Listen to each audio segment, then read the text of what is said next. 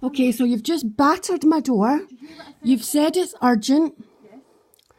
Isabel McGuire, social worker, adult support protection. I'm PC Digby Moon. I work at the Lanside Police Office. Okay, now can I just, for video's sake, this is the 5th time in 4 weeks you've come to see me? Okay. Police? Yeah, that's fine. So we've just come just to make sure that everything's okay. We wanted to come in and speak to you. Ideally not through a window. I realise that, but this is the 5th time that I have explained. I don't know what I'm supposed to explain, but every time police come, it's about worrying about me. Miss Khan, If you're worried about me, you don't batter my door and wake me up. because we're trying to get access to you to speak to you, because we are concerned. Right, but your manner's changed now that you're on video. That concerns me. Our manner hasn't changed at all. Has it not? Not at all. All right. Right, listen, is it not possible for us Excuse me a minute. to have a chat?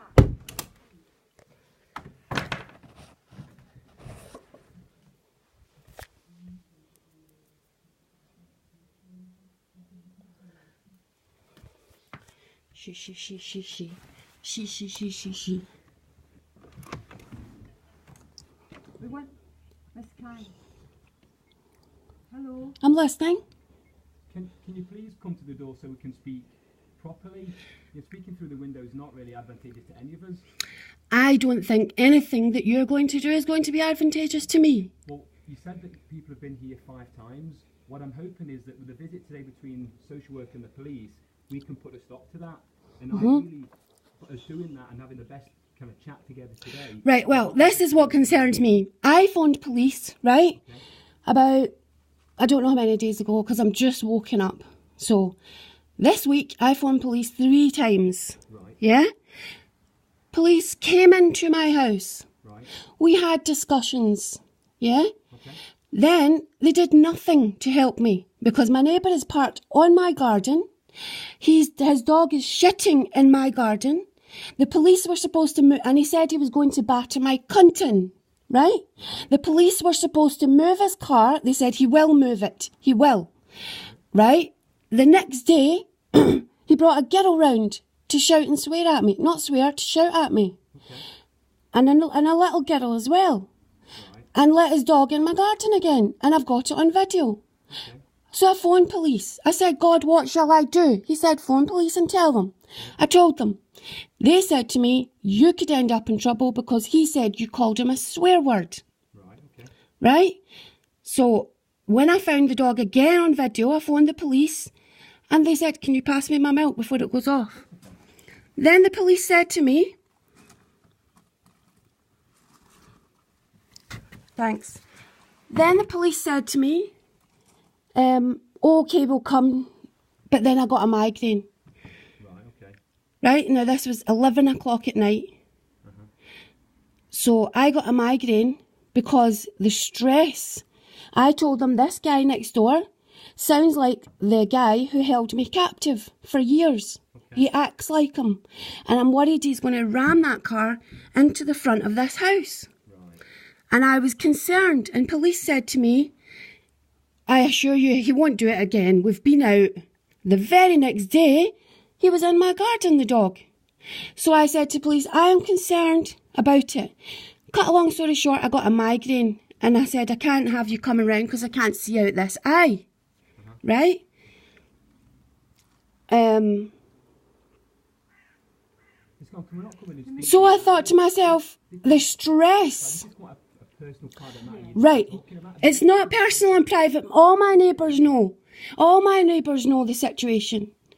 Right? We feel uncomfortable talking about your personal, private situation. You banged on my door and you said to me, Isabel McGuire, right? You battered my door from my window. From my window, you said to me, yes, it is urgent.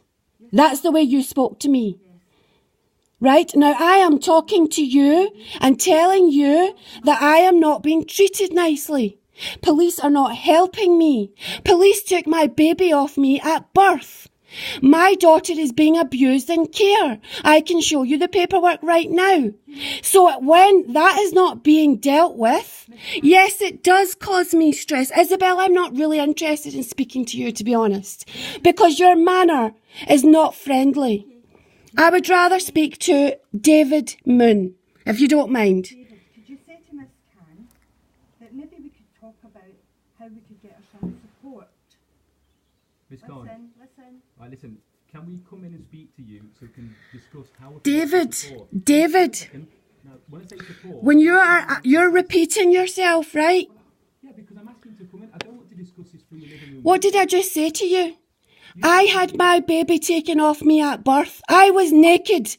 4 policemen came into my room. I'm aware of this. Right. There's nothing I can do about this right now. Talking But to you, it gives me a migraine, that uniform. A migraine. right. So if I came back with no uniform on, would you then let me in and speak to me? No, because she is nasty. Look at her. This is not a lady who is concerned about me.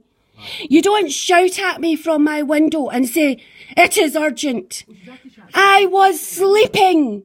What happens when a person is recovering from stress, loss of baby? What happens? It's best for them. I went to a psychiatrist and they wouldn't even see me. I asked, I want to see a psychiatrist. They wouldn't see me.